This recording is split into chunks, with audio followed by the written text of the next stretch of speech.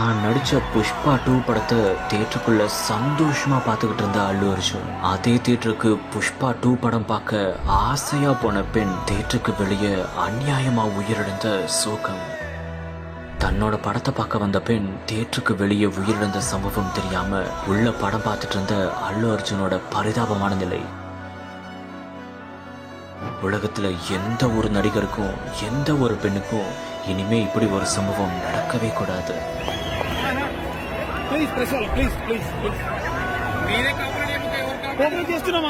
அல்லு அர்ஜுன் நடிப்புல புஷ்பா 2 படம் ரொம்பவே எதிர்பார்ப்புக்கு மத்தியில் வெளியாகிருக்கு. ஒட்டுமொத்த இந்தியாலையும் இப்போ எந்த ஒரு விஷயம் தான் பேசப்பட்டுட்டு வருது. ஆனா இதனால ஒரு சோக சம்பவம் நடந்திருக்குன்னு சொன்னா உங்களுக்கு எவ்வளோ அதிர்ச்சியா இருக்குல்ல. ஆமா, தான் நடிச்ச புஷ்பா 2 படத்தை பார்க்க தெலுங்கானா மாநிலம் ஹைதராபாத்ல இருக்கிற ஒரு தியேட்டருக்கு போயிருக்காரு அல்லு அர்ஜுன். அப்போ அல்லு அர்ஜுன் வர விஷயம் தெரிஞ்சு அந்த தியேட்டர்ல ரசிகர்கள் கூட்டம் அலை மோதி இருக்கு. அந்த ஒரு சமயத்துல ரேவதி அப்படிங்கிற பெண் தன்னுடைய 2 பசங்களான ஸ்ரீ தேஜ் மற்றும் சன்விகாவோட அங்க போயிருக்காங்க. அப்போ அல்லு அர்ஜுன் வந்ததால படம் பார்க்க அங்க ரசிகர்கள் கூட்டம் அதிகமா இருந்துச்சு இல்லையா.